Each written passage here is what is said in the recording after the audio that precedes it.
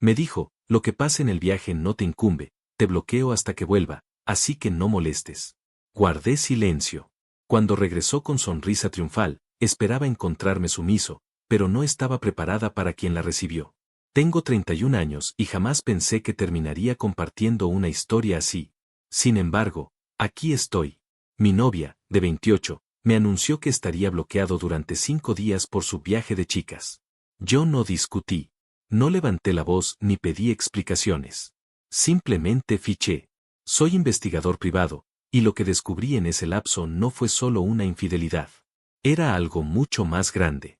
Y cuando volvió, me encargué de que la verdad la golpeara de la forma más inolvidable posible.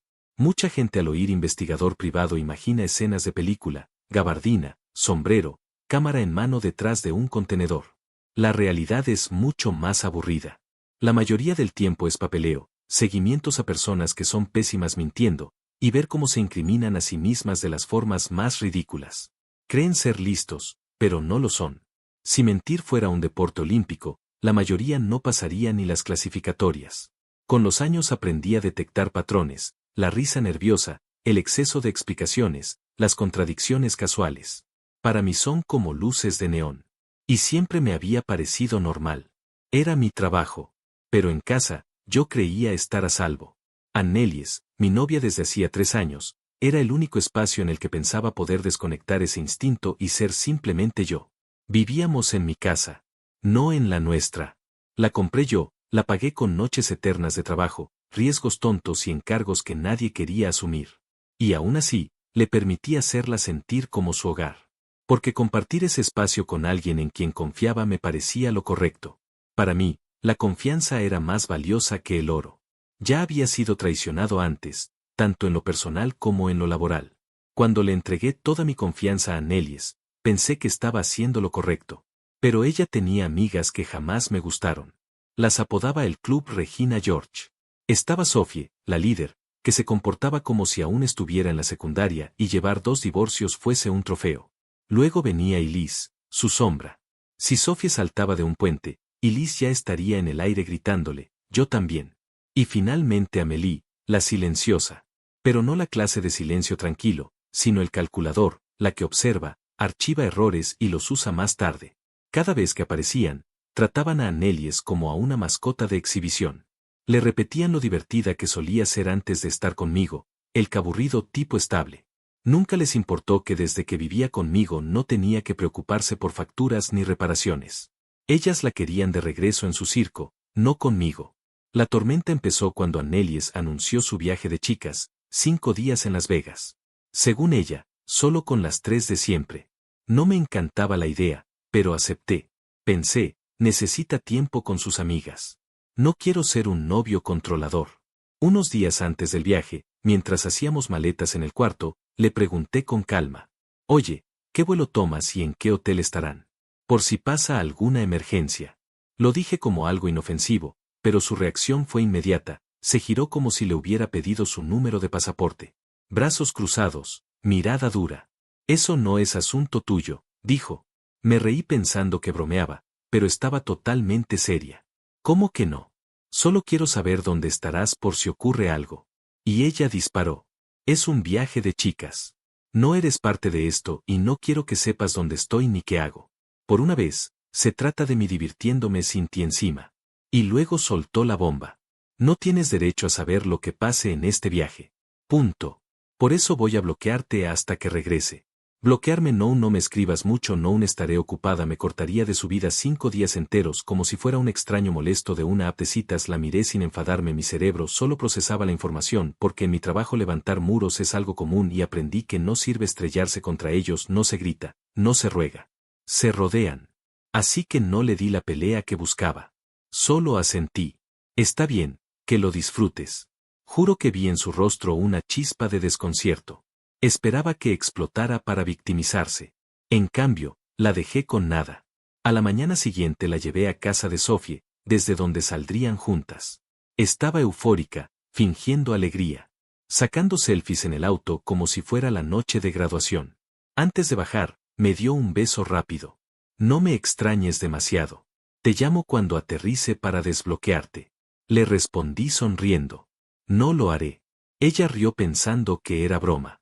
Yo no. Caminó arrastrando su maleta, saludó sin mirar atrás y desapareció en la casa. Y yo, no volví al sillón a lamentarme. Conduje directo a mi oficina. El novio había salido, pero el investigador acababa de fichar. Annelies pensaba que me imponía un apagón de 5 días. En realidad, me había dado luz verde. Me entregó el espacio, y yo estaba a punto de llenarlo con más verdad de la que podría soportar. En cuanto cruzó seguridad en el aeropuerto, dejé de ser pareja y volví a ser el hombre que vive de encontrar secretos que otros pagarían fortunas por ocultar. Ella pidió un apagón. Yo iba a convertirlo en un escaparate de 5 días. Primera parada, mi oficina. Nada lujoso, solo demasiados monitores, archivos apilados que solo yo entiendo y una cafetera vieja que milagrosamente aún funciona. Ahí es donde ocurre la magia. Comencé por los vehículos. Ya sabía que Sophie no resistía presumir nada. Revisé su perfil y allí estaba. Una foto de las 4 sonriendo, como si fueran a cambiar el mundo. Detrás de ellas, en la entrada, un SUV. Amplié la imagen, capturé la matrícula y la metí en una base de datos a la que no debería tener acceso. En menos de un minuto tuve resultado.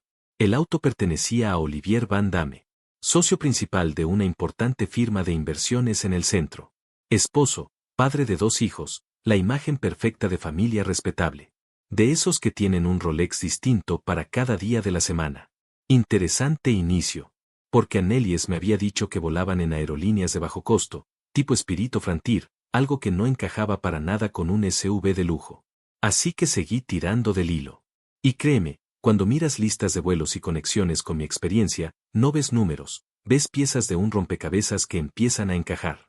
Revisé uno por uno todos los vuelos que salían esa mañana desde nuestra ciudad hacia Las Vegas. No aparecía ningún registro bajo el nombre de Annelies, ni de Sophie, ni de Elise, ni de Amélie, ni siquiera bajo iniciales o apellidos de soltera. Todo en blanco. Pero entonces encontré algo. Un jet privado, propiedad de la firma de Olivier Van Damme, había presentado un plan de vuelo desde nuestro aeropuerto con destino a Las Vegas. Justo a la misma hora en la que el supuesto vuelo económico de ellas debía despegar. Ese fue el segundo indicio clave. Lo mejor de todo era que no necesitaba que Annelies me dejara ninguna pista. Su decisión de bloquearme no fue solo sospechosa, fue prácticamente una invitación con letras doradas para que yo empezara a investigar sin tener que preocuparme por cubrir mis huellas. Ella creyó que el silencio le daría protección, cuando en realidad me dio vía libre para subir el volumen de mi búsqueda. Aún así, yo no podía dejarme llevar por corazonadas. En mi trabajo no basta con decir mi novia actuó raro y esperar que un juez lo acepte. Se necesita evidencia dura, precisa e irrefutable. Por eso empecé a recopilar matrículas, registros de vuelos, horarios, cualquier detalle que pudiera convertirse en prueba. Todo fue guardado meticulosamente en carpetas dentro de mi ordenador. Era un hábito profesional, algo que llevaba años perfeccionando. Lo que vi claro era que Annelies no solo mentía sobre su paradero, sino que toda la historia de su viaje de chicas era una fachada. No eran vuelos baratos ni befás de turistas. Aquello olía a algo más grande, más sucio. Y yo ya estaba dentro del laberinto, viendo cómo las paredes comenzaban a cerrarse a su alrededor. Hay algo que he aprendido en este oficio, la gente siempre se equivoca. Pueden jurar, inventar coartadas brillantes, incluso poner a su abuela como garantía. Pero tarde o temprano dejan rastros. Y en el caso de las amigas de Annelies, que no podían vivir sin publicar cada segundo en redes sociales. La pregunta no era si fallarían, sino que tan grave sería su error. Y vaya que lo cometieron. La campeona de las torpezas fue Elise. Tenía su perfil abierto de par en par, como si quisiera que todo el mundo supiera cada detalle de su vida. Si estornudaba, subía una foto con un pie de fototipo, OMG, me resfríe, recen por mí. Ese era su nivel de adicción a la atención. Así que no me sorprendió que, apenas aterrizaron en Las Vegas, comenzara a publicar. La primera imagen parecía inocente, 4 chicas junto a la piscina, gafas de sol, tragos de colores y sonrisas amplias. Para cualquiera era solo una foto vacacional. Para mí era casi una alineación policial. Amplié la foto y en el reflejo de las gafas de Elise se veía con total claridad un hombre sentado en su mesa. No era un huésped cualquiera. Estaba con ellas. Me recliné en la silla, crují los nudillos y sonreí. Principiantes. Siempre olvidan los detalles pequeños. Poco después subió un video en un club nocturno. Luces estroboscópicas, música retumbando, voces gritando. Pero yo no escuchaba la canción, observaba a Sophie. Estaba muy cerca de un hombre, y no era su exmarido ni alguien con quien hablara por cortesía. Avancé el video cuadro por cuadro y vi su mano posándose en su cintura. La cámara no miente. Luego llegó el turno de Amélie, la reservada del grupo. Publicó una foto en un restaurante elegante, con las 4 mujeres vestidas de gala frente a un enorme cuadro abstracto. A cualquiera le parecería decoración sin importancia. A mí no. Lo reconocí. Usé búsqueda inversa y en menos de 5 minutos confirmé su ubicación, la sala privada de una suite de alto nivel en un casino. Ese tipo de suites no se reserva en páginas de turismo. Solo acceden los grandes apostadores o quienes están en su círculo. Ese fue mi verdadero punto de quiebre. Llamé a un viejo contacto de seguridad en Las Vegas que me debía un favor. Revisó por mí. Efectivamente, Olivier Van Damme estaba en la ciudad hospedando clientes, y la suite estaba a su nombre. Entre los invitados figuraban 4 mujeres, una de ellas Anneli. Así que la verdad salió a la luz, no era un viaje entre amigas, era una escapada patrocinada por la empresa, y mi novia no iba de turista, sino como parte del paquete de entretenimiento. Pude haber detenido la investigación ahí. Ya tenía pruebas suficientes para terminar todo. Pero mi naturaleza no me permite quedarme con verdades a media. Quería el cuadro completo. Fue entonces cuando encontré lo que realmente dolió. En uno de los videos de Elise, grabado en un salón del casino, apareció a Annelies al fondo, riendo y bebiendo mientras se inclinaba hacia un hombre. No se le veía bien el rostro, solo su perfil y su postura, pero algo me resultaba familiar. Analicé el audio, lo limpié con un programa y lo comparé con mi base de datos de muestras de voz. Era una jugada arriesgada. Pero debía saberlo. El resultado fue claro, Lauren. Sí, ese mismo. Su ex prometido. El hombre al que había llamado fracasado, el que supuestamente le había roto el corazón, el que aseguró no querer ver nunca más. Y ahí estaba, en Las Vegas con ella, costeado por Olivier Van Damme. Me quedé mirando la confirmación en la pantalla, sintiendo como todas sus mentiras se derrumbaban de golpe. No me bloqueó por privacidad, me bloqueó para poder vivir otra vida durante 5 días con un ejecutivo casado como patrocinador, 3 amigas como cómplices y un exprometido incluido en el paquete. Eso no era simplemente infidelidad, era un espectáculo completo. La diferencia es que yo no soy un hombre común cualquiera. En mi lugar habría explotado, la habría llamado 1000 veces o montado un escándalo en el aeropuerto. Yo no he construido mi carrera sobre la paciencia, sobre dejar que las personas se ahoguen en sus propias trampas mientras yo solo observo y tomo nota. Así que no grité, no me emborraché ni le envié mensajes llenos de reproches. Me senté, entrelacé los dedos y los hice crujir antes de empezar a planear. Porque esto no se trataba solo de descubrir una traición, se trataba de consecuencias. Y si hay algo en lo que creo más que en la confianza, es en que las acciones deben recibir siempre el final que merecen. Annelies pensaba que había sido ingeniosa con su silencio de 5 días. No comprendía que, al hacerlo, me había regalado justo lo que necesitaba, espacio para exponer toda su doble vida a plena luz. Y la luz siempre quema. En ese instante decidí que no iba a darle una simple ruptura fría o una conversación privada.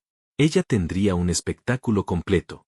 Si quería drama en Las Vegas, yo le iba a entregar un escenario del que no podría escapar, nada de discusiones en la cocina, nada de tenemos que hablar donde pudiera fingir lágrimas. Esto iba a ser público, innegable y definitivo. Yo estaba convencido de algo: las mentiras solo mueren de verdad cuando la verdad las arrastra frente a la multitud, y el primer paso fue enfocar en Olivier Van Damme, el hombre del todoterreno de lujo, del jet privado y de la absurda costumbre de financiar viajes de amigas. Tipos como él creen que el dinero es un escudo que pueden tapar cualquier cosa con tal de pagar suficiente, pero lo que no se borra con dinero son los planes de vuelo ni las listas de huéspedes del Bellagio. Esos registros eran sólidos, y yo ya los tenía en mis manos. Armé un expediente tan limpio que se podía entregar directamente a un abogado, bitácoras de vuelos, sellos horarios, fotos de Annelies y su grupo entrando en su suite. Todo perfectamente atado. Después, investigué a Isabelle, su esposa. Una pediatra brillante, respetada, convencida de que su marido estaba ocupado con clientes y no con acompañantes de lujo. No le mandé la información directamente, no era mi estilo. Envié el expediente a uno de los abogados de divorcio más duros de su ciudad. Con una nota: su clienta quizás quiera ver esto. Los viajes de su esposo no son lo que piensa. Eso bastaba para encender la mecha. El siguiente en la lista fue Lauren, el ex de Annelies. El mismo que juró ser historia, el que ella describía como el gran infiel que la destrozó. No me sorprendió descubrirlo en Las Vegas con ella, lo que me irritaba era lo profundo de la mentira. Laurent siempre vivía como si fuera intocable, negocios inmobiliarios, autos caros, frases motivacionales en redes sociales como si fuera un lobo de Wall Street. Pero los tribunales no mienten, y su historial estaba plagado de demandas y socios furiosos. Dinero desaparecido, acuerdos arruinados, y él lo maquillaba como mala suerte. Yo sabía la verdad. Así que hablé con un amigo periodista, especialista en destapar fraudes como el suyo. Le di un rastro de migas de pan, desarrollador inmobiliario, viajes a Las Vegas, números que no cierran. Y le entregué el nombre de Lauren. Era como arrojar carne cruda a un tanque lleno de tiburones. Lauren no lo sabía. Pero su imperio estaba construido sobre arena mojada, y yo acababa de abrir la manguera. Faltaba lo personal, Annelies. Ella pensaba que volvería a casa a recibir abrazos y un novio crédulo. Lo que encontró fue un muro de realidad. Ahí entraba Kathryn, la novia actual de Lauren. Ella había recibido la excusa de un supuesto retiro de bienestar en Arizona mientras él bebía cócteles en Las Vegas con mi pareja. No fue difícil localizarla, ser maestra no deja mucho margen para el anonimato. Un directorio escolar bastó para conseguir su número. Hacer esa llamada no fue sencillo. Explicarle a una desconocida que su novio estaba en Las Vegas con mi novia no es algo que se diga con naturalidad. Pero lo hice, claro y directo. Le envié fotos, audios, pruebas. Al principio hubo silencio, luego lágrimas, y después algo distinto, rabia, no de la que grita, sino de la fría, la que entiende que la única salida es vengarse. Le di el dato del vuelo de regreso de Annelies y le hice la propuesta. Ella espera verme a mí, pero creo que debería ser tú quien la reciba. Kathryn aceptó sin dudar. No iba a dejar nada al azar. No se podía soltar a dos personas furiosas en un aeropuerto esperando que todo saliera perfecto. Yo necesitaba control. Contraté a un viejo conocido, un contratista de seguridad privado, es militar y chofer de limusinas ocasional. Estaría en la zona de llegadas con un cartel, camuflado entre la multitud. Su teléfono transmitiría en vivo para que yo pudiera verlo todo desde la comodidad de mi escritorio. Mientras tanto, Kathryn se colocaría en el lugar exacto, con su arma definitiva, un enorme cartel con una fotografía en alta resolución, tomada en el salón VIP de Blackjack del Bellagio. En la imagen, Lauren tenía el brazo rodeando los hombros de Annelies, los dos riendo como pareja de vacaciones. Una captura perfecta, conseguida gracias a un contacto en seguridad del casino. No hacía falta añadir una palabra, cualquiera entendería lo que pasaba con solo mirarla. Pero yo quería algo más que la humillación pública. También buscaba consecuencias legales. Así que contraté a un notificador judicial impecable, trajeado, nada de tipos con sudadera. Aparecería después de la revelación de Kathryn. Llamaría a Annelies por su nombre completo en voz alta y le entregaría un sobre. Dentro, la notificación formal de desalojo y una orden de restricción. 30 días para abandonar mi casa, sin visitas a mi oficina, sin mensajes de Gablemos. Todo acabado en papel y a la vista de todos. Cuando terminé de diseñar el plan, cada pieza estaba lista. Olivier enfrentaría al abogado de su esposa. Laurent sería destrozado en la prensa. Kathryn tenía el póster preparado, mi contratista aseguraba la transmisión en vivo, el notificador tenía los documentos listos.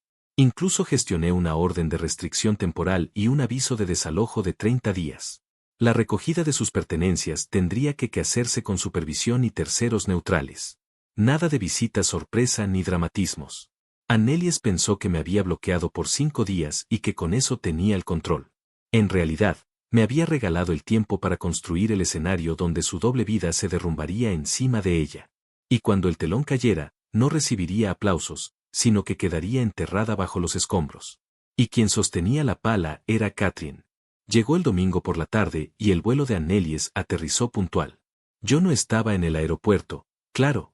Estaba frente a mi portátil, café en mano, mirando la transmisión en alta definición como si fuera un evento de pago por visión. El salón de llegadas bullía con familias levantando globos. Choferes revisando móviles y viajeros corriendo hacia las cintas de equipaje. Entonces apareció el grupo, Annelies al frente, arrastrando la maleta, teléfono en mano, cabello impecable, sonriendo como si hubiera salvado al mundo en lugar de pasar 5 días mintiendo en Las Vegas. Detrás venían Sophie, Elise y Amélie, cargadas de bolsas de compras, riendo a carcajadas. Me recliné en la silla. Era el momento. En la pantalla, Annelies escaneaba la multitud, esperando encontrarme. Pero en lugar de mí, vio a Kathryn, firme, de pie en el centro, sosteniendo el enorme cartel con la foto de ella y Laurent en el Bellagio. La imagen hablaba por sí sola, nítida, sin margen para excusas, sin posibilidad de que ese no soy yo o es un mal ángulo. Annelies se congeló en seco. Su sonrisa se desintegró. Todo su cuerpo se bloqueó como una computadora en pantalla azul. Sus amigas chocaron contra ella, desconcertadas, hasta que siguieron la dirección de su mirada y vieron el cartel. Entonces su risa murió al instante, como si alguien hubiera presionado el botón de silencio. Kathryn no dijo nada al principio. No lo necesitaba. Se limitó a sostener la foto en alto, dejando que los demás fueran atando cabos. Y lo hicieron. Se notaba en los susurros que comenzaron a expandirse, en los teléfonos que salían de los bolsillos, en los desconocidos que detenían sus reencuentros solo para presenciar aquel choque en cámara lenta. Annelies intentó reaccionar con rapidez. Forzó una risa falsa, se acomodó el cabello y fingió que iba a pasar de largo, como si Kathryn fuera simplemente una desconocida desquiciada. Error. Kathryn dio un paso al frente y habló con una voz clara, firme y cortante. Curioso, Laurent no volvió en el avión contigo. Está ocupado explicándome esta foto. Ese fue el golpe. El murmullo se transformó en miradas fijas. Se creó un círculo alrededor. Gente pegada a la escena, teléfonos apuntando, grabando cada segundo. Las amigas de Annelies la observaban con ojos desorbitados, como si de pronto se dieran cuenta de que el barco se estaba hundiendo y ninguna sabía nadar. Su rostro se volvió pálido, trató de balbucear algo, quizá un esto no es lo que parece. Pero no alcanzó a dar una excusa completa porque el segundo acto estaba a punto de comenzar. Un hombre con un traje impecable avanzó. No era policía ni personal del aeropuerto, sino mi notificador judicial. Llevaba un sobre bajo el brazo y una voz que retumbó en el pasillo. Annelies, dijo, lo bastante alto para que cualquiera en un radio de 10 metros lo escuchara. Ella giró la cabeza, impactada. Apenas pudo asentir. Ha sido notificada, añadió. Entregándole un paquete, una orden temporal de alejamiento sellada por el tribunal y una notificación de desalojo con 30 días de plazo. Todo especificado, sin contacto, sin aparecer en mi casa, y cualquier recolección de pertenencias debía hacerse mediante un tercero neutral y supervisado. Fin de la historia, en papel y en público. Annelies solo lo sostuvo entre sus manos temblorosas, hasta que lo dejó caer junto a sus maletas, en medio del aeropuerto. El póster, la multitud y los documentos eran demasiado para asimilar de golpe. Se cubrió el rostro con ambas manos y rompió en llanto. No un llanto de dolor, sino de pura humillación. ¿Y sus inseparables amigas? Ni hablar. Sofía tomó su maleta y desapareció, y Lee sacó el teléfono como si pidiera un Uber antes de que el polvo se asentara, y Amélie, con pánico en la mirada, se escabulló entre la multitud. Ratas huyendo de un barco que se hundía. La transmisión en vivo captó cada instante, Annelies desplomada entre sus bolsas de diseñador, rodeada de desconocidos que grababan su desgracia para sus historias en redes sociales, Kathryn sosteniendo la foto como si fuera un trofeo, con expresión implacable, y mi notificador alejándose como si fuera un día más de trabajo. Mientras tanto, yo, a kilómetros de distancia, sorbía un café rancio viendo cómo la mujer que creyó poder bloquearme durante 5 días aprendía lo que significaba un bloqueo de verdad. Cuando mi colaborador terminó la transmisión, no sentí rabia ni tristeza. Sentí cierre. Un cierre limpio, frío e inapelable. Annelies había creído que era intocable, pero terminó sepultada bajo el peso de sus propias mentiras frente a decenas de desconocidos y 3 supuestas amigas que no dudaron en abandonarla. Fue su funeral. Sin ataúd ni flores, solo la sepultura pública de la doble vida que pretendía ocultar. Y los funerales no terminan en la tumba, resuenan. El impacto se propagó rápido. Yo ya había preparado las fichas de dominó, solo tenía que observar cómo caían. El primero fue Olivier Van Damme. Su esposa, Isabelle, no perdió un segundo. El lunes siguiente ya estaba en la oficina de un abogado con el expediente que yo le había hecho llegar de forma anónima. No hubo gritos ni platos rotos, actuó como una cirujana, cortes limpios. Presentó la demanda de divorcio de inmediato y aseguró los bienes. El contrato prenupcial le permitía transferir fondos a un fideicomiso para sus hijos si Olivier le era infiel, y lo ejecutó como si hubiera estado esperando ese día. Millones de euros se movieron fuera del alcance del antes siquiera de deshacer la maleta. La noticia corrió como pólvora. La junta de su firma se enteró, y la imagen del socio ejemplar, hombre de familia, dejó de encajar con su marca. No podían despedirlo de la noche a la mañana, pero la presión estaba ahí, reuniones secretas, colegas que evitaban sus llamadas. Él aún entraba al edificio con trajes a medida, pero todos sabían que su tiempo estaba contado. Sofía tampoco salió ilesa. Estaba en la mitad de esas fotos, colgada de su brazo como si audicionara para un reality. El abogado de Isabelle se aseguró de incluir su nombre en los documentos judiciales, un registro público que destrozó su reputación. Pasó de autoproclamarse la reina del círculo social a convertirse en material tóxico. Ningún hombre de dinero quería ser asociado con la mujer señalada en papeles de divorcio. Había construido su identidad como líder, y ahora era un paria. Después vino Laurent. Un periodista amigo mío tomó la pista que le entregué y la explotó como un sabueso. El miércoles, un artículo completo lo exponía en la sección de negocios. Desarrollador local vive a lo grande mientras los inversionistas pagan la cuenta. El viaje a Las Vegas se mencionó con fotos incluidas. Sus demandas judiciales, antes papeles olvidados, pasaron a ser chismes de portada. Sus socios lo leyeron, los abogados también, y hasta sus inquilinos. De aspirante a magnate pasó a ejemplo de advertencia en cuestión de horas. Las demandas se multiplicaron y comenzaron los rumores de investigaciones criminales. Katrien no perdió tiempo, con mi ayuda, preparó su propia acción legal por daños financieros.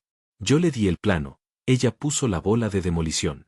Y finalmente, Annelies, la protagonista del funeral en el aeropuerto. Sin novio, sin casa y sin respaldo. Sus amigas la habían dejado tirada en la recogida de equipaje. El emocionante viaje a Las Vegas terminó como el álbum de su humillación para cuando llamó a sus padres para que la recogieran. Ya estaba derrotada llorando en el asiento del copiloto de su padre abrazada a un aviso de desalojo de vivir en una casa que no pagaba. Regresó a dormir en su habitación de adolescencia bajo los pósters que quizá había colgado en el instituto. Y sed total. Por supuesto, trató de buscarme. Usó teléfonos desechables, correos falsos, incluso un nuevo número de trabajo. Todos los mensajes decían lo mismo en distintas formas. Tenemos que hablar. No entiendes. Escúchame. Por favor. Yo no respondí. Mi abogado se encargó de enviarle un recordatorio de la orden de alejamiento con una carta de cese y desistimiento. Frío, limpio, finalizado. Incluso sus amigas intentaron excusarse. Sofía jurando que no sabía nada, y Liz diciendo que también fue engañada. Amélie pretendiendo que era inocente porque no publicó tanto. Todas querían reescribir la historia ahora que la granada había explotado. Ignoré a todos ellos. No eran víctimas, eran cómplices que se retiraron en cuanto las cosas se pusieron realmente complicadas. Mientras tanto, yo pasé toda una semana borrando a Annelies de mi vida como si nunca hubiera existido.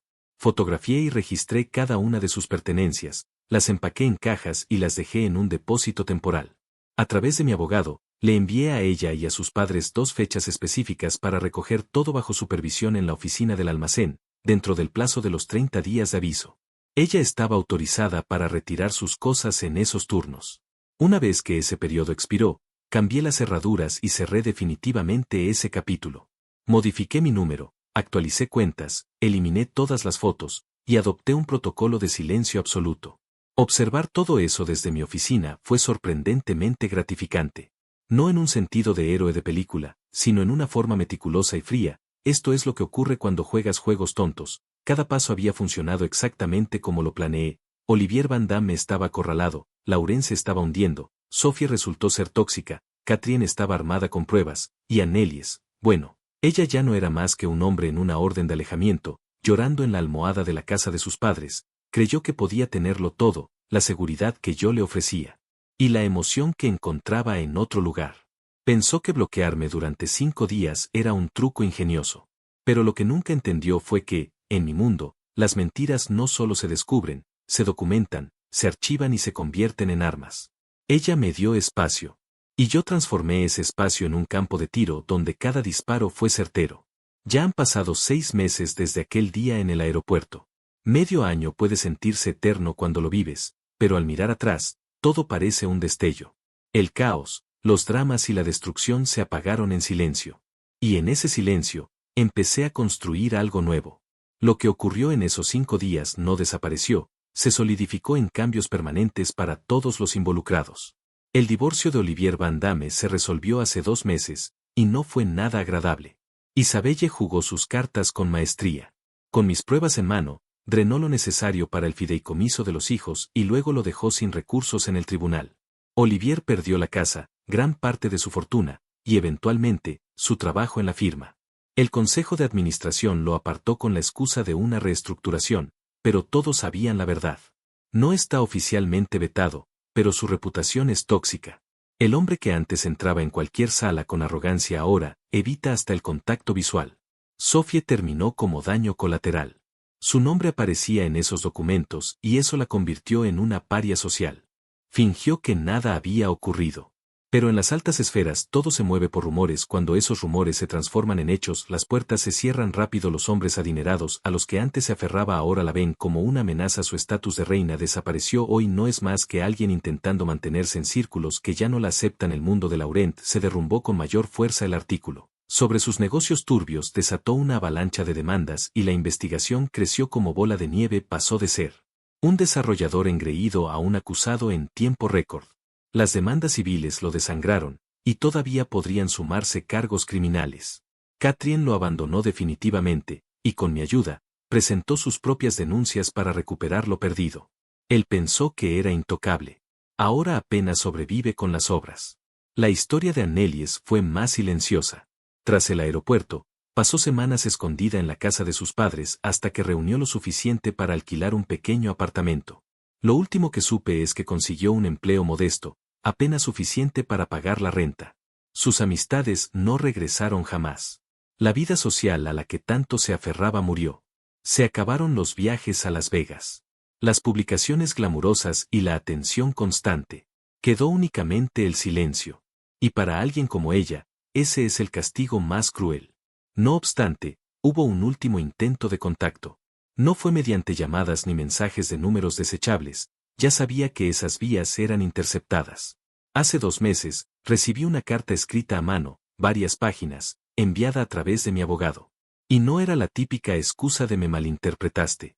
No pedía otra oportunidad ni intentaba justificarse, simplemente lo asumía, reconocía los bloqueos, las mentiras y el engaño, admitía que todo había sido su manera de equilibrar la estabilidad que yo le brindaba con la adrenalina que necesitaba. Decía que aquel día en el aeropuerto fue el peor de su vida, pero también el primero en que realmente se vio como lo que era. Alguien que valoraba más la atención que el amor. Contaba que estaba en terapia intentando reconstruirse con la esperanza de algún día llegar a ser una persona a la que no detestará. Al mirarse al espejo terminaba diciendo que no esperaba mi perdón, pero quería que supiera que lo sentía de verdad. La leí una sola vez, la doble, y la guardé en un cajón. Por primera vez desde que todo comenzó no sentí rabia, tampoco satisfacción, solo cierre. Algunas cosas cuando se rompen, no importa cuánto pegamento uses, jamás vuelven a ser iguales. Así fue nuestra relación, cristal hecho añicos. En cuanto a mí, mi vida no solo se recuperó, sino que mejoró. Catherine y yo seguimos en contacto después del aeropuerto. 2 personas que se habían quemado en el mismo incendio encontraron terreno común. Al principio fue un café, luego cenas, y con el tiempo, más. No hablamos demasiado de Las Vegas, era innecesario. Conversábamos sobre la familia, el trabajo y cosas simples. Poco a poco, eso se convirtió en algo real, en una relación construida sobre la sinceridad. Sin fuegos artificiales, sin caos. Solo confianza. Y para mí, la confianza lo es todo. No es un final de película con un atardecer perfecto, pero no lo necesito. Tengo paz. Tengo a alguien que no miente sobre a dónde va o con quién está. Tengo un negocio que prospera porque ahora puedo concentrarme sin un torbellino personal detrás. Y lo más importante, recuperé el control de mi propia vida. Annelies pensó que me ganaba al bloquearme 5 días. Creyó que eso le daba espacio para llevar una doble vida. Lo que en realidad me dio fue tiempo para desmontar todo y levantar un muro que jamás podrá escalar. Ella me dio un apagón, yo le di permanencia. 6 meses después, todo quedó atrás. El ruido cesó, el polvo se asentó y entendí algo que jamás había valorado lo suficiente, la tranquilidad. La venganza no devolvió el tiempo perdido ni borró lo ocurrido. Pero sí expuso lo que otros querían esconder. En aquel aeropuerto las máscaras se desgarraron y la verdad dejó a cada uno en su sitio. Yo ya no cargo con esa rabia ni con la necesidad de probar nada. No busco revivir lo que pasó ni alimentar rencores. Simplemente sigo adelante. Tengo paz. Un rumbo claro y alguien a mi lado que me acompaña sin mentiras ni medias verdades. A veces pienso que lo peor que le pudo pasar a Nellies no fue perderme, sino quedarse con el eco de sus decisiones, atrapada en una vida que se volvió pequeña, sin aplausos ni escenarios. Y lo mejor que me pudo pasar a mí fue comprender que la libertad no se obtiene cuando los demás caen, sino cuando uno aprende a caminar ligero, sin cadenas. Hoy vivo con la certeza de que no necesito mirar atrás. Lo que alguna vez me consumió ahora es solo un recuerdo borroso. Y ese, al final, es el verdadero triunfo. Siguiente historia. Se plantó con el discurso de mi cuerpo, mi decisión y un tatuaje con las letras de su ex. Yo solo respondí, esto es serio. Desde entonces, cada vez que mira esa tinta, recuerda por qué se arrepiente. Me llamo Michael, tengo 32 años, y quiero dar todo el contexto para que entiendan por qué actué como lo hice y por qué mi reacción estuvo completamente justificada. Crecí en la pobreza, con una madre soltera que trabajaba en 3 empleos distintos, limpiaba oficinas por la noche, reponía estantes en un supermercado y hacía ingreso de datos desde casa para que nunca nos faltara electricidad ni comida. Vivíamos en un diminuto estudio en el peor barrio de la ciudad, y yo dormía en un sofá destartalado con resortes rotos hasta que cumplí 16. La ropa que usaba provenía de donaciones de la iglesia o de tiendas de segunda mano. Muchas veces, el almuerzo escolar era mi única comida completa del día. Desde niño entendí que nada me sería regalado. Mientras mis compañeros llegaban en autos conducidos por sus padres, yo caminaba más de 3 kilómetros diarios para llegar a clases. Apenas logré graduarme de secundaria, y en lugar de ir a la universidad como la mayoría, entré de inmediato a trabajar en construcción como peón general, ganando el salario mínimo. Comencé desde lo más bajo, mezclando cemento, cargando madera, limpiando escombros, haciendo cualquier tarea pesada que se necesitara. Pero tenía un plan. Me propuse avanzar paso a paso, sin importar cuánto tardara. Durante 15 años pasé de peón a operador de maquinaria, luego a supervisor de cuadrilla, hasta finalmente obtener mi licencia de contratista y la certificación en gestión de proyectos. Pasé incontables horas estudiando, trabajando turnos extras, fines de semana, feriados, sacrificando vida social y comodidad, mientras otros de mi edad gastaban dinero en fiestas y placeres momentáneos. Yo ahorraba cada centavo, construyendo mi futuro. A los 30, logré juntar lo suficiente para dar la entrada de una casa de 4 habitaciones en Scottsdale, con piscina, un garaje triple y un taller personal donde podía dedicarme a mis proyectos. No era un palacio de lujo, pero era mío, levantado con mi propio esfuerzo. También me compré una camioneta Ram 2500 nueva, equipé el taller con herramientas profesionales y logré acumular un portafolio de inversiones de alrededor de $180,000. Todo lo que tenía era fruto directo de mi sacrificio. Fue entonces cuando conocí a Vanessa, de 29 años, a través de una aplicación llamada Bumble. Trabajaba como coordinadora de redes sociales en una pequeña agencia de marketing, ganando unos 42,000 al año. No era un mal sueldo, pero tampoco destacaba demasiado. Sin embargo, lo que realmente llamaba la atención era su apariencia. Parecía sacada de una portada de revista, con cabello rubio largo, cuerpo atlético, piel impecable y esa sonrisa lista para Instagram que podía detener el tráfico. Yo mismo pensaba que estaba fuera de mi alcance. Los primeros 6 meses fueron como un sueño. Se veía impresionada por mi casa, mi camioneta, mi taller, y disfrutaba que pudiéramos ir a restaurantes caros sin preocuparme por la cuenta. Publicaba fotos de nuestras citas, de ella descansando junto a mi piscina, de viajes de fin de semana a Sedona y Flagstaff. En mi cabeza solo pensaba, finalmente, todos esos años de trabajo están dando frutos de una forma que nunca imaginé. 10 meses después, se mudó conmigo. Argumentó que quería ahorrar para pagar antes sus préstamos estudiantiles y que juntos podíamos construir un futuro. Como ya pasaba la mayoría de las noches en mi casa, me pareció lógico. Yo estaba entusiasmado de dar ese paso. Error mío. Esa fue la primera gran señal que decidí ignorar. Jamás aportó un solo dólar en renta, servicios, comida ni gastos de la casa. Cuando trataba de hablar del tema, se ponía sentimental. Pensé que éramos un equipo y que yo aporto de otras formas que no se pueden medir en dinero. Decía que su presencia llenaba la casa de buena energía. En la práctica, su aporte era mínimo. Cocinaba de vez en cuando con ingredientes que yo había comprado o hacía limpieza ligera mientras posaba para fotos que subía a redes. Nada que justificara vivir gratis en una propiedad valuada en casi $500,000. Otra bandera roja fue su forma de hablar de dinero. Veía algo caro que quería y se molestaba si yo no lo compraba de inmediato. Comentaba, El novio de mi amiga le acaba de regalar un bolso de diseñador o debe ser lindo que alguien te consienta mientras navegaba páginas de artículos de lujo. Cuando le sugería que ahorrara para lo que deseaba, me acusaba de no apoyar sus sueños.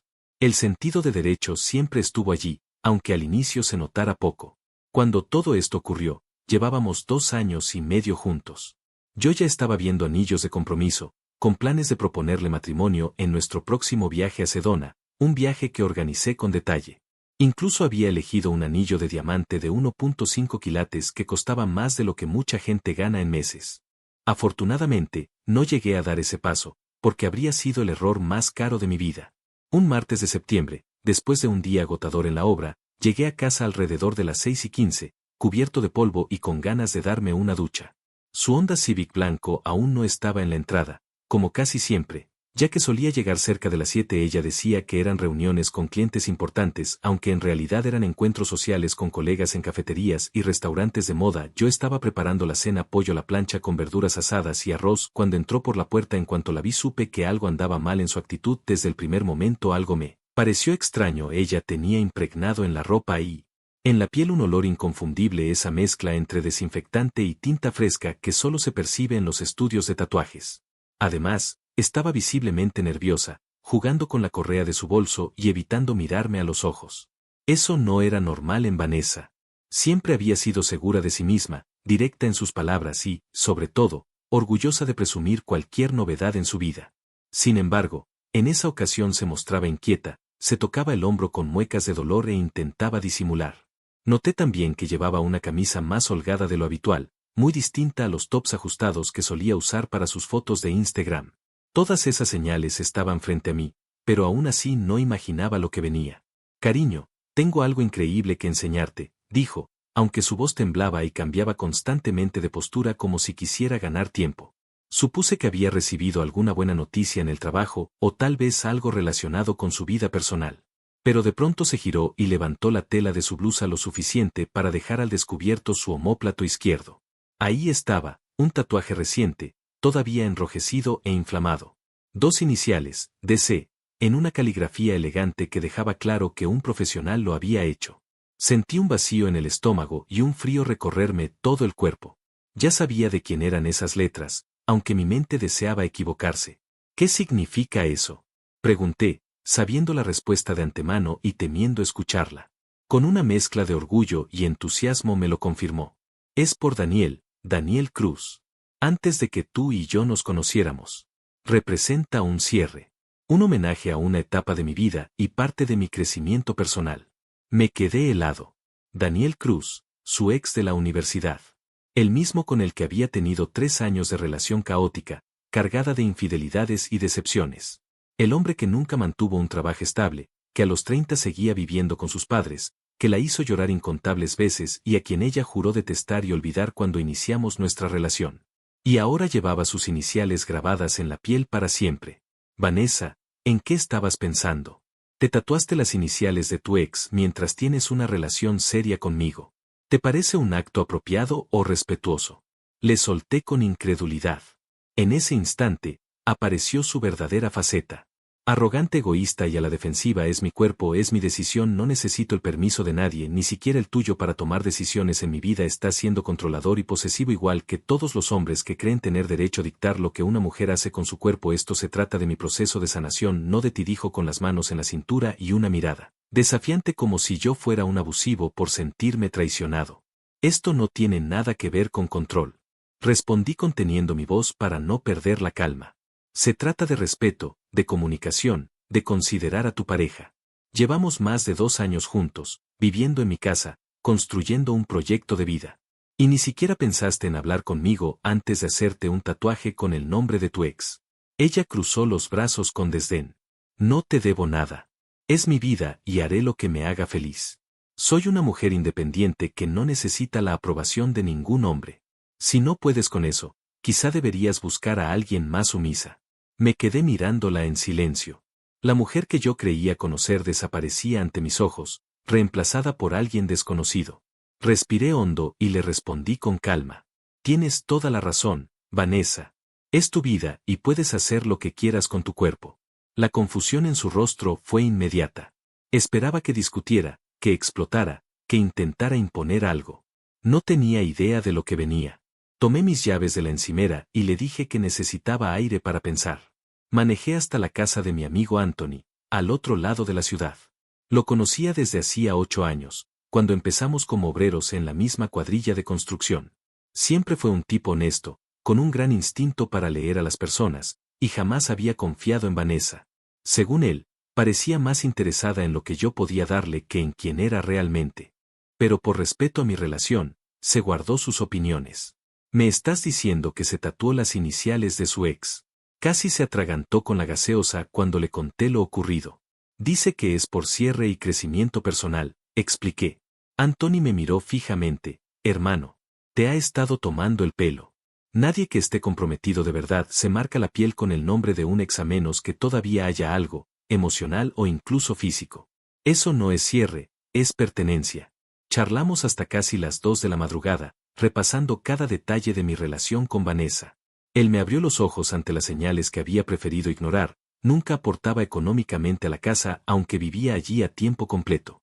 Cada vez era más reservada con su teléfono, lo dejaba siempre boca abajo y hasta lo llevaba al baño. Esquivaba cualquier conversación sobre matrimonio o planes serios, mencionaba a Daniel más seguido de lo normal, como si lo tuviera siempre presente. Empezó a interesarse en lugares y actividades que solía disfrutar con él, pero que jamás me había mencionado, incluso cambió su forma de vestir y los perfumes que usaba.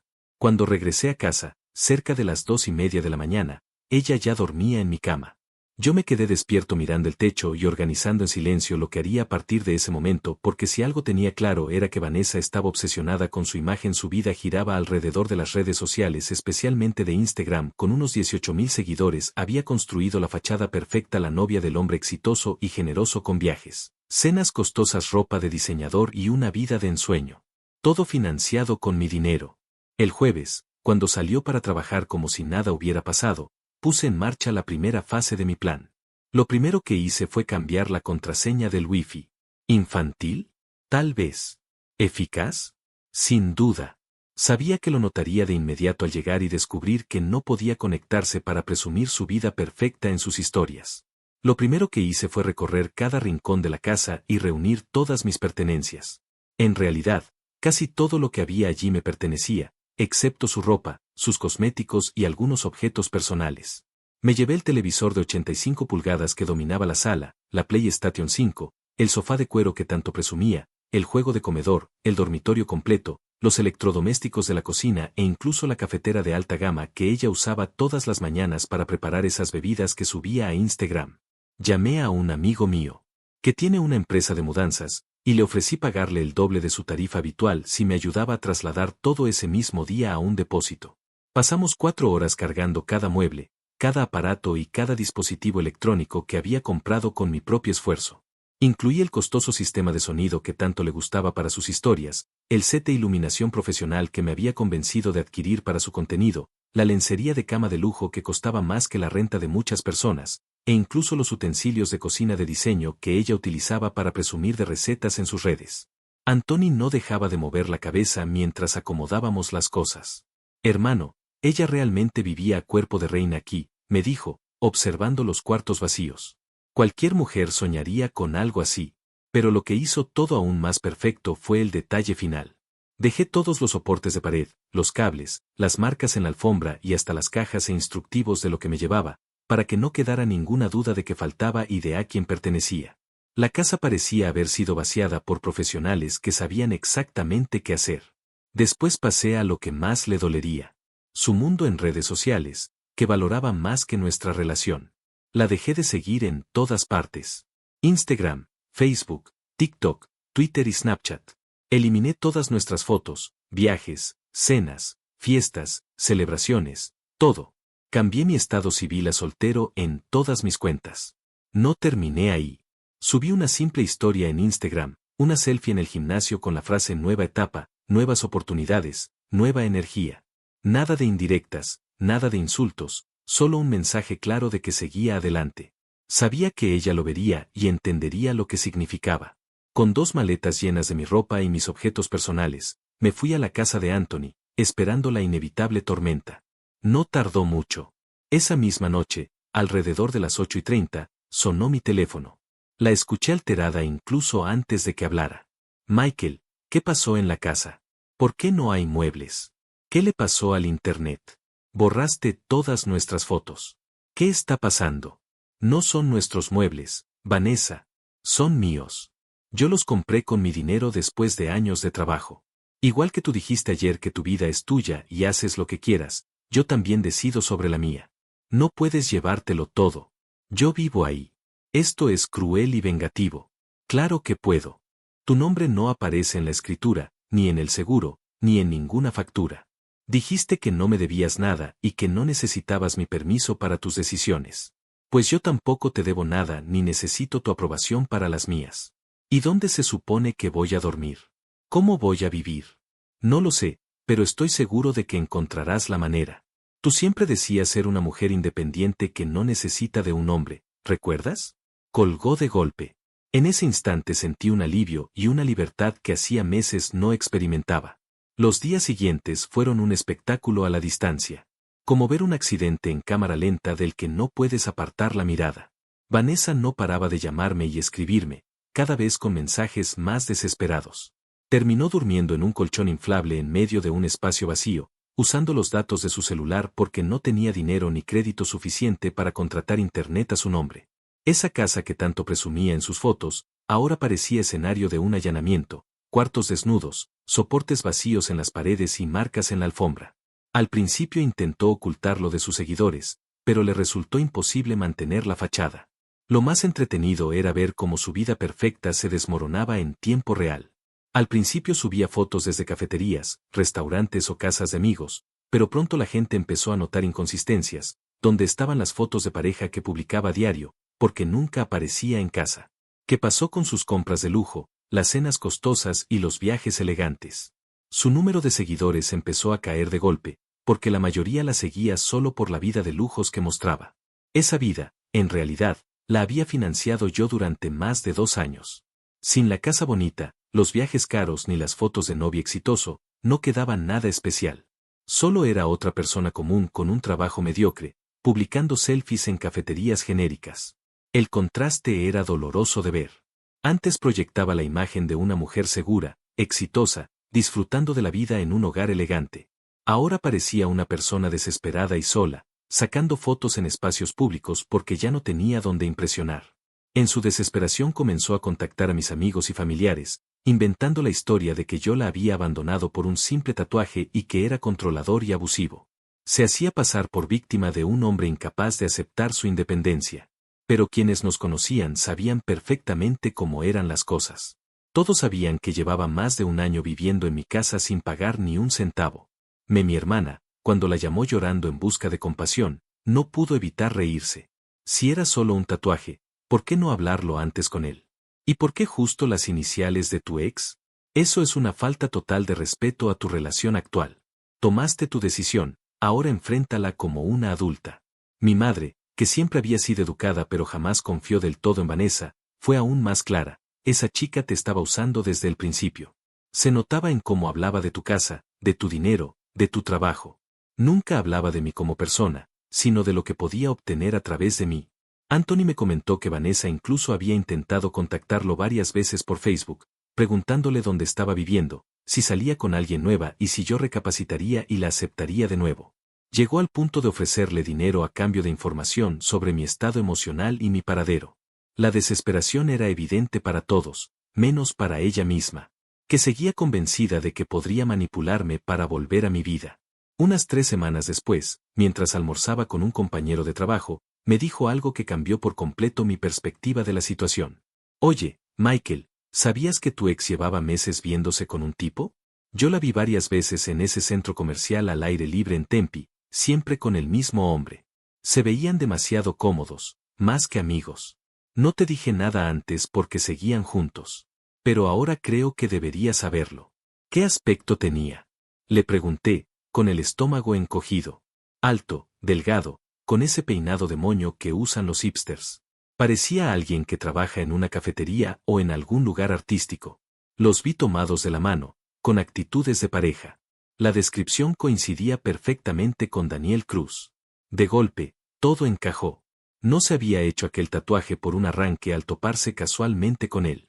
Lo había estado viendo a escondidas durante meses. Quizá durante toda nuestra relación.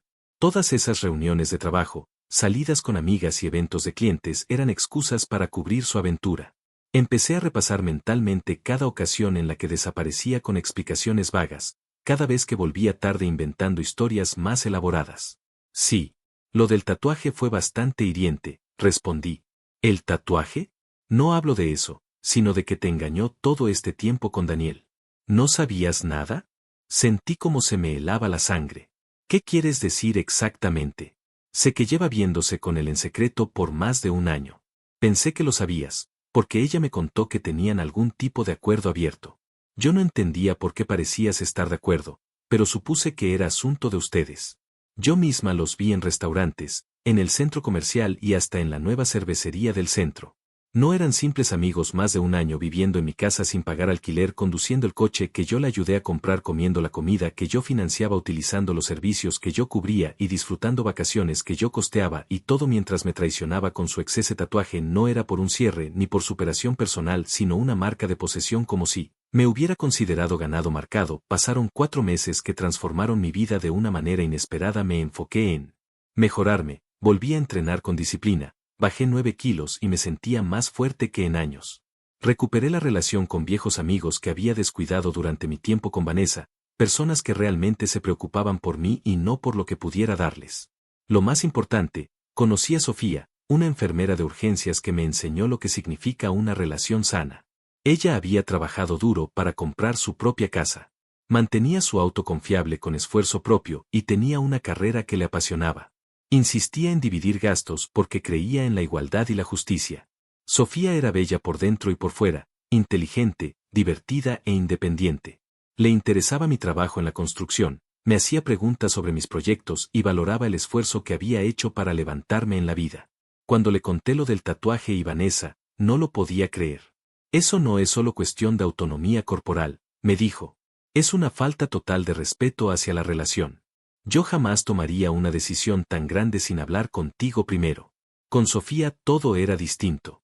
Dormía mejor, comía sano, ahorraba más, y por primera vez en mucho tiempo, miraba al futuro con entusiasmo, sin sentir que caminaba sobre vidrios con alguien que no valoraba lo que teníamos. Un martes, a las 11:45 de la noche, recibí una llamada de Vanessa. Estaba esperando esa llamada por el suceso que iba a ocurrir. Sabía que tendría que ver con mi casa. Michael, gracias a Dios contestaste. Necesito ayuda, no tengo a nadie más a quien acudir. Su voz estaba rota, como si hubiese llorado durante horas.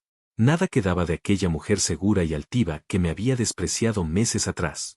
Se escuchaba ruido de tráfico de fondo. Estaba en la calle. ¿Qué quieres, Vanessa? No tenemos nada de qué hablar. Me van a desalojar mañana. Lo de Daniel fue un error, él solo me usó. Mi puntaje crediticio está destruido. No me aprueban en ningún lado y gasté todo en mantener la casa, ya cambiaste las cerraduras. Y mis cosas están en un depósito que no puedo pagar. Sé que cometí errores horribles, pero no tengo a nadie más. La ironía era brutal. La misma mujer que un día en mi cocina me había dicho con las manos en la cintura que no necesitaba el permiso de nadie para nada, ahora estaba rogando por un techo. Y todos esos amigos con los que salías, los que tanto apoyaban tu independencia, eran, en su mayoría, del círculo de Daniel. Cuando terminamos, se pusieron de su lado. Mis compañeros de trabajo tampoco pueden ayudarme. Ellos también están ahogados en deudas. Y no tengo familia que me respalde. Por un instante sentí una mínima punzada de compasión. Pero solo por un instante. Perdí mi empleo hace 6 semanas, añadió entre sollozos que se escuchaban incluso a través del teléfono. La empresa de marketing decidió reducir personal, y como era el último en haber ingresado y con poca antigüedad, eliminaron mi puesto. Desde entonces he estado enviando solicitudes de trabajo por todas partes, pero en este momento nadie contrata en mi área. El mercado laboral para quienes nos dedicamos al marketing está en un estado deplorable. Hoy por hoy, vivo en mi coche y recurro a una membresía de gimnasio solo para poder ducharme. ¿Y qué pasó con tu carrera como influencer? Le pregunté. Pensé que estabas construyendo una marca personal y obteniendo ingresos de las redes sociales. Eso nunca fue real, Michael, respondió Vanessa con un nudo en la voz. Solo fingía tener éxito para aparentar en Internet. La mayoría de mis seguidores eran cuentas falsas o tipos dejando cuentos. Comentarios desagradables. Y sin el estilo de vida y los escenarios lujosos de tu casa, ninguna marca quiere colaborar conmigo. Mi número de seguidores se desplomó casi a cero. La ironía era tan clara que parecía poesía. Había dejado a un hombre que la amaba de verdad y que le daba estabilidad, por un oportunista que la desechó en cuanto se aburrió. Perdió su empleo por dedicar más tiempo a mantener su imagen ficticia en redes que a cumplir con su trabajo. Perdió a su grupo de amistades porque nunca fueron relaciones auténticas. Perdió la identidad digital que tanto defendía porque estaba construida únicamente sobre mi respaldo económico. Sé que no merezco tu ayuda después de todo lo que te hice y de la forma en que te traté, continuó, quebrándose por completo, pero estoy desesperada y asustada. ¿Podría quedarme en tu sofá unas semanas hasta que logre estabilizarme? Te juro que te devolveré cada centavo cuando consiga trabajo. Haré lo que me pidas. Dejé que el silencio llenara el espacio durante unos largos segundos, permitiendo que su desesperación se hiciera evidente. Vanessa, ¿recuerdas lo que me dijiste aquella noche cuando descubrí el tatuaje? Lo de que tu vida y tu cuerpo eran solo tuyos, que no necesitabas permiso de nadie. Michael, por favor, no me hagas esto. Reconozco que estabas en lo cierto, tenías razón en todo, exactamente, fue tu vida y tu decisión. Elegiste a Daniel Cruz por encima de mí, decidiste traicionar nuestra relación durante más de un año. Optaste por faltarnos al respeto y grabarte sus iniciales para siempre en la piel. Estas son las consecuencias naturales de tus actos. Cometí un error imperdonable, respondió. Entre sollozos. Daniel fue la peor equivocación de mi vida. Tú fuiste lo mejor que me pasó y lo desperdicié como una tonta. Por favor, haré lo que sea con tal de enmendarlo. No, Vanessa. Lo que vas a hacer ahora es colgar este teléfono, resolver tu situación con esa independencia que tanto defendías y no volver a buscarme jamás. Yo estoy con alguien que me respeta y que suma en la relación. Una mujer que entiende lo que significa el compromiso. No alguien que cree que cerrar etapas con un ex implica tatuarse su nombre a escondidas. Michael, espera. No cuelgues, te lo ruego. Ah, y dime, Vanessa, ¿qué tal resulta ahora ese tatuaje? ¿Sigue pareciéndote una buena elección? Terminé la llamada y bloqueé su número en todas partes. Una sensación de cierre me recorrió el cuerpo. Algo que jamás pensé alcanzar. A la mañana siguiente, Anthony me escribió. Hermano, tu ex está publicando cosas realmente desesperadas en Instagram. Habla de segundas oportunidades y de aprender de los errores. Es penoso y doloroso de ver. Movido por la curiosidad, revisé sus publicaciones recientes. Era patético, artículos sobre el perdón, fotos antiguas de nosotros con frases sobre el que se le escapó, incluso un video suyo llorando y admitiendo que cometió el peor error de su vida, que entendió demasiado tarde lo que era el amor verdadero. Había subido también fotos de nuestro viaje a Sedona con la frase, lo tenía todo y lo arruiné por nada. Hay errores que no se pueden borrar. La sección de comentarios era brutal. La gente le reprochaba la infidelidad. Preguntaban por qué se tatuó las iniciales de otro mientras estaba en una relación, recordándole que debía enfrentar sus decisiones como adulta. Seguidores compartían capturas de sus viejas publicaciones presumiendo de su estilo de vida. Comparándolas con su decadencia actual, alguien armó un montaje de sus fotos en mi casa lujosa frente a sus selfies recientes en cafeterías acompañado de la frase cuando la realidad golpea el comentario más despiadado con cientos de me gusta decía imagínate tatuarte el nombre de tu ex y luego llamar controlador a tu novio cuando te deja por eso el descaro es increíble. Otro añadió quiso tenerlo todo sin perder nada. Juego tonto, premio tonto, cruel, sí, pero no equivocado. Su número de seguidores había caído por debajo de los 2.500, la mayoría seguramente cuentas falsas o personas siguiendo su caída en picada por entretenimiento. La imagen de influence de estilo de vida que tanto había trabajado estaba completamente destruida. Lo más gratificante fue enterarme, a través de conocidos, de que Daniel Cruz se había mudado a Colorado con otra mujer con la que salía desde antes. Incluso mientras estaba con Vanessa para él ella nunca fue única, solo otra opción descartable, su vida, su cuerpo, sus decisiones, sus consecuencias. En cambio, yo recuperé mi vida, mi casa, mis reglas, y mi futuro. La última vez que supe algo de Vanessa fue por medio de conocidos, sigue sin empleo estable, sin un lugar fijo donde vivir y con una desconfianza tan grande que ninguna de sus relaciones nuevas prospera. Ella misma se convirtió en la sombra de la imagen que intentó vender en redes. Yo, en cambio, no volví a mirar atrás. Estoy enfocado en un presente distinto, uno que sí vale la pena. Construyo día a día un proyecto sólido con Sofía, Una mujer que entiende lo que significa caminar juntos, sumar en lugar de restar y respetar al otro sin juegos ni máscaras. Y aunque no busque venganza, no puedo negar que hay cierta justicia poética en ver cómo todo lo que Vanessa creyó indestructible se desmoronó por completo, mientras yo sigo adelante con una vida auténtica, sin necesidad de fingir para agradar a nadie.